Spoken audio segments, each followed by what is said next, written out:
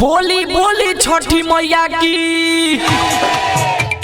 आप सुन रहे हैं हर साल के बाद 30 साल हुई सिंगर सुकुल सम्राट जी को। Sandeep singing by Sukul Samrat, music by Chandan Kumar Raja. जाने आ जोई हो साजी के घाटे सखिया सहेलियन के साथे, सखिया सहेलियन के साथे। जाने आ जोई हो साजी के घाटे सखिया सहेलियन के साथे। परसौनी के घाट बारा सजल बाहु, पूरन छपारा के घाट बारा सजल बाहु। छठी माई के पूजिया चरण आजई ह घाटे तू साजे सनम, सेल्फी घिचम तोरा साथे सनम। हाँ दौरा लेके ओई ह घाटे सनम, सेल्फी घिचम तोरा साथे सनम।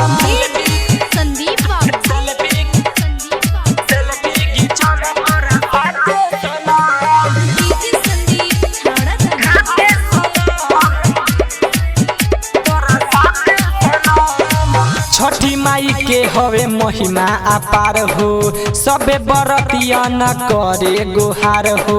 छठी मैया सुनलन सब कर पुकार हो, एही से जिंदगी नु कैलन खुशहाल हो, एही से जिंदगी नु कैलन खुशहाल हो। छठी माई के हवे महिमा अपार हो, सबे बरतियन करे गुहार हो। छठी मैया सुनलन सब कर पुकार हो, एही से जिंदगी नु कैलन खुशहाल हो। हवे महिमा महान जाने सारा संसार, हवे महिमा महान जाने सारा संसार। छठी मैया के सुनला सनम, आजई ह घाटे तू साजे सनम, सेल्फी घिचम तोरा साथे सनम। हाँ दौरा लेके ओई ह घाटे सनम, सेल्फी घिचम तोरा साथे सनम।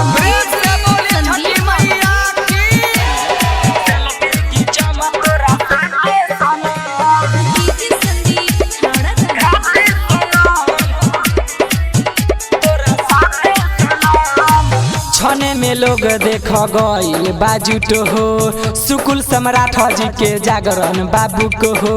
दौरा लेके चललन सोने लाल पांडे, संग में देख न चंदन चंचल हो।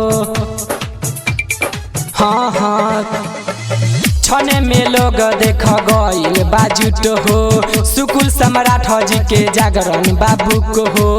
दौरा लेके चललन सोने लाल पांडे, संग में डीजे प्रकाश चंदन हो। छठी मैया के किरे पासे हमनी के सुन, छठी मैया के किरे पासे हमनी के सुन। शादी से टनु हो जाई हो, आजई ह घाटे तू साजे सनम, सेल्फी घिचम तोरा साथे सनम। हाँ दौरा